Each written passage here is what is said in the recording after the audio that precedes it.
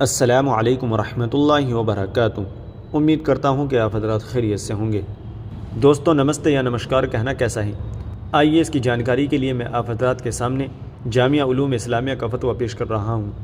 چنانچہ کسی سائن نے جامعہ علوم اسلامیہ سے سوال کیا ہے، کفار کا کوئی مذہبی پس منظر رکھنے والا عمل ہو اور اس مذہبی پس منظر کی وجہ سے اس عمل پر کوئی حکم شرعی مرتب ہوتا ہو، پھر وہ عمل اپنا مذہبی پس منظر کھو کر صرف تہذیبی روایت کا ایک حصہ بن کر رہ جائے تو کیا اس سے حکم شرعی میں کوئی فرق واقع ہوگا یا نہیں؟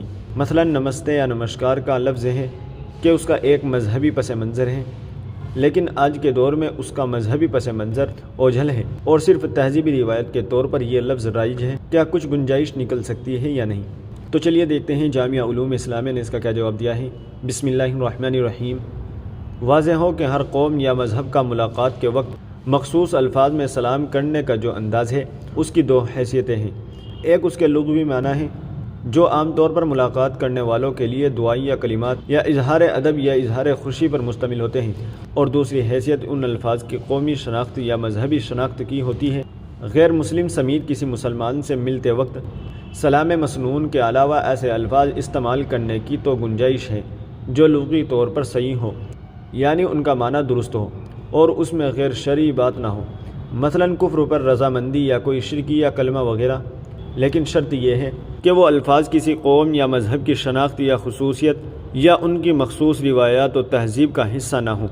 پس اگر وہ الفاظ کسی قوم یا مذہب کی شناخت یا مخصوص روایات و تہذیب کا حصہ ہو تو غیر قوم یا مذہب سے مشابہت کی وجہ سے اس کا استعمال ممنوع ہوگا، اگرچہ اس کے لغوی معنی دعائیہ کلمات پر ہی کیوں نہ مشتمل ہو۔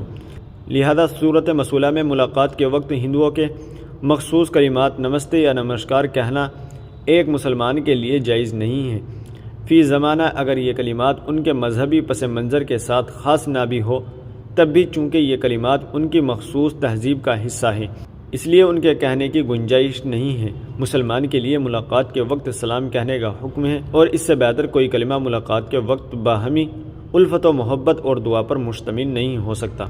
فقط واللہ عالم۔ دارالفتہ جامعہ علوم اسلامیہ، علامہ محمد یوسف بن نوری، ٹاؤن۔ ناظرین امید ہے کہ مسئلہ آپ کی سمجھ میں آ گیا ہوگا۔ ویڈیو کو زیادہ سے زیادہ شیئر کر دیجیے گا اور ہمارے چینل کو سبسکرائب بھی کر دیجیے گا۔ تو چلیے پھر ملتے ہیں کسی دوسری ویڈیو میں۔ السلام علیکم ورحمۃ اللہ وبرکاتہ۔